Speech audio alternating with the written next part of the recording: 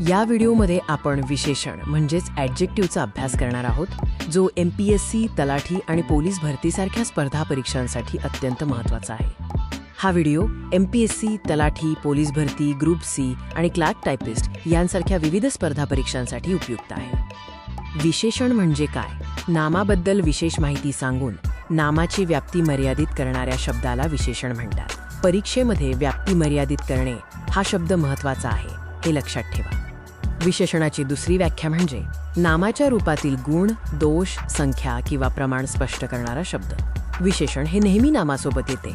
याला नामाचा दागिना असेही म्हणतात. ज्या नामाबद्दल विशेषण माहिती देते त्या नामाला विशेष्य म्हणतात. उदाहरणार्थ, कडू कारले यातील कडू हे विशेषण आहे आणि कारले हे विशेष्य म्हणजेच नाम आहे. सोप्या उदाहरणांमध्ये हुशार मुलगा, लाल फुले, 5 आंबे या वाक्यांतील हुशार, लाल आणि 5 हे विशेषण आहेत. विशेषणाचे मुख्य 3 प्रकार आहेत: गुणवाचक, संख्यावाचक आणि सार्वनामिक. याशिवाय आपण काही इतर दुय्यम प्रकारही पाहणार आहोत. गुणवाचक विशेषण म्हणजे ज्या विशेषणाने नामाचा गुण, रंग, चव किंवा आकार दर्शविला जातो. उदाहरणे: पांढरा ससा, शूर राजा, गोड पाणी. गुणवाचक विशेषणामध्ये रंग, निळे आकाश, आकार, गोलाकार मैदान आणि चव, तिखट भाजी यांसारख्या गोष्टींचा समावेश होतो.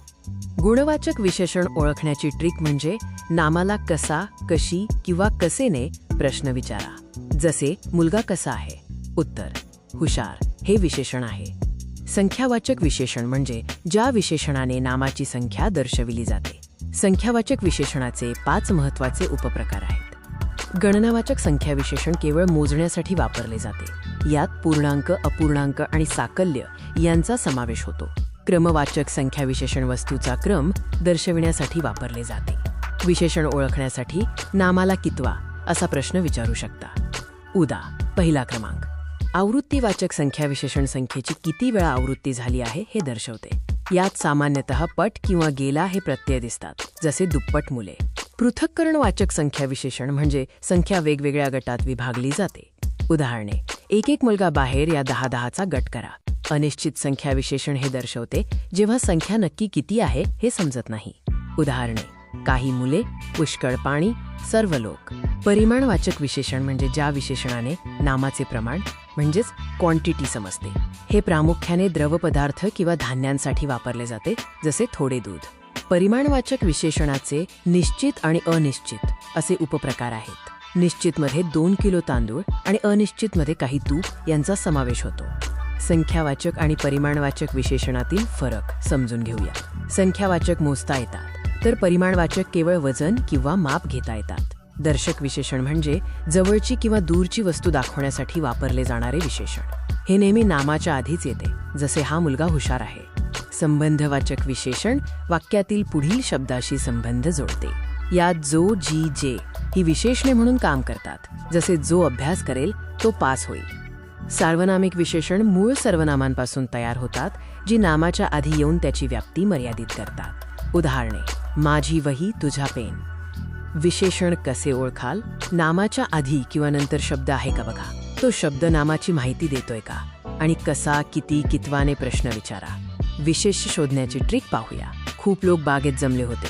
यात खूप हे विशेषण आहे आणि खूप काय? उत्तर आहे लोक. म्हणून लोक हे विशेष्य आहे. अधिविशेषण म्हणजेच ॲट्रिब्युटिव्ह ॲडजेक्टिव्ह, जे विशेषण नामाच्या आधी येते. उदा. शहाणा मुलगा गप्प बसतो. येथे शहाणा हे अधिविशेषण आहे. विधिविशेषण म्हणजेच प्रेडिकेटिव्ह ॲडजेक्टिव्ह, जे विशेषण नामाच्या नंतर येते. उदा.